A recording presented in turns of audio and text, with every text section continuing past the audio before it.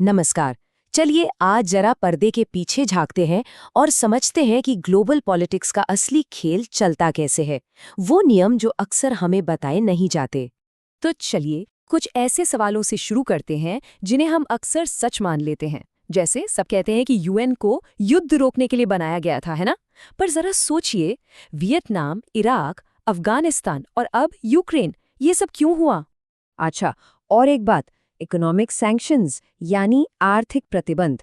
हम सुनते हैं कि ये बहुत ताकतवर होते हैं, लेकिन क्या कभी ऐसा हुआ है कि इन प्रतिबंधों की वजह से कोई बड़ा देश पूरी तरह से टूट गया हो? ये एक सोचने वाली बात है।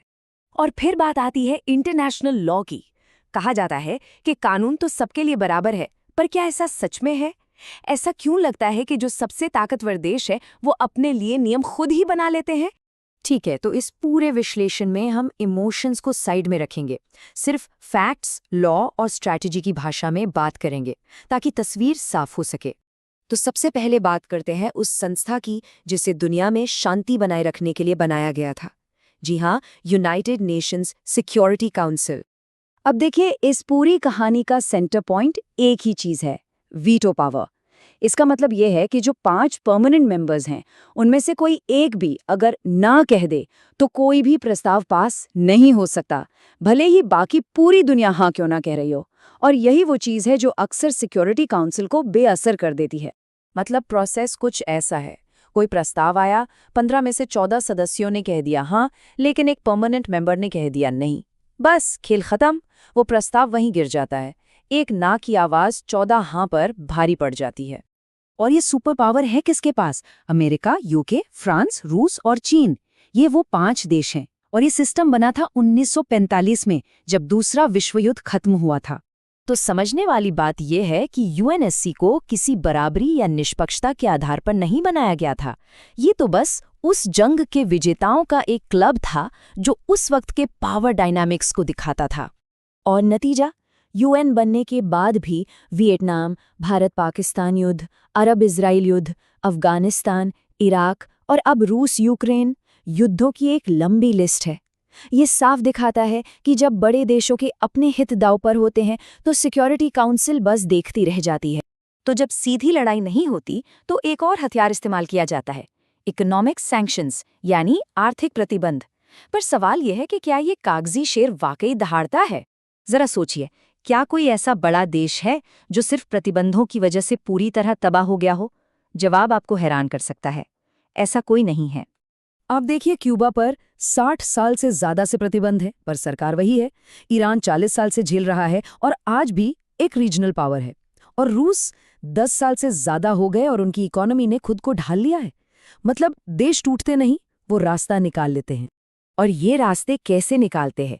प्रॉक्सी कंपनियां बनाकर, नए ट्रेड रूट्स खोजकर, करेंसी स्वैप करके। मतलब सिस्टम को बाईपास करने के 1000 तरीके हैं। जब आप पर दबाव पड़ता है तो आप ज्यादा क्रिएटिव हो जाते हैं। तो ये जो सोच है कि प्रतिबंध देशों को तोड़ देते हैं, ये असल में उल्टा काम करती है। प्रतिबंध मजबूत देशों को तोड़ते नहीं, बल्कि उन्हें और ज्यादा इनोवेटिव बना देते हैं।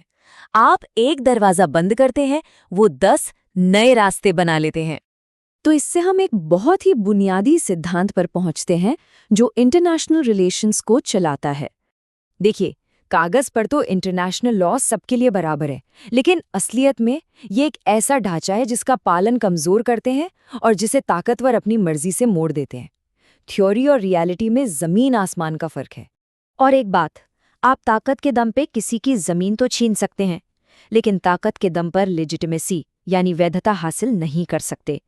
कब्जा करना और राज करना, ये 2 अलग अलग बातें हैं। जमीन पर कब्जा हो सकता है, दिलों पर नहीं। और यही जियोपॉलिटिक्स की कड़वी सच्चाई है। दुनिया सही गलत या नैतिकता से नहीं चलती, दुनिया चलती है पावर बैलेंस से, यानी शक्ति संतुलन से। तो अगर आप किसी सुपर पावर से सीधे नहीं लड़ सकते तो क्या करते हैं? आप उसके लोगों को ही आपस में लड़वा देते हैं। और यहीं से हम आज के दौर के सबसे खतरनाक हथियार की तरफ बढ़ते हैं। आज के दौर में किसी देश के लिए असली जंग उसकी सरहदों पर नहीं, बल्कि उसके अंदर लड़ी जाती है। और इसके लिए हथियार क्या हैं? धर्म, क्षेत्र, भाषा, इतिहास, ये वो दरारें हैं जिन्हें कोई भी बाहरी ताकत कुरेद कर किसी भी देश को अंदर से खोखला कर सकती है। याद रखिए, ये एक स्ट्रैटेजी है, इसे सही या गलत ठहराने की बात नहीं हो रही है। इतिहास गवाह है कि कोई भी देश बाहरी हमलों से उतना नहीं टूटता जितना अंदरूनी कलह से टूटता है। जब अपने ही लोग एक दूसरे से बात करना बंद कर देते हैं और भड़कावे में आ जाते हैं, तो समझ लीजिए कि देश की नींव हिल रही है। तो फिर राष्ट्रवाद का असली मतलब क्या है? दूसरों पर हमला करना? नहीं, राष्ट्रवाद का सबसे बड़ा रूप है अपने ही लोगों को एक दूसरे का दुश्मन बनने से रोकना। असली ताकत एकजुटता में है। तो इन सब बातों को समझने के बाद एक सवाल खुद से पूछना बहुत जरूरी हो जाता है। जो जंग हम लड़ रहे हैं, क्या वो वाकई हमारी अपनी जंग है, या ये वो जंग है जो कोई और हमसे लड़वाना चाहता है?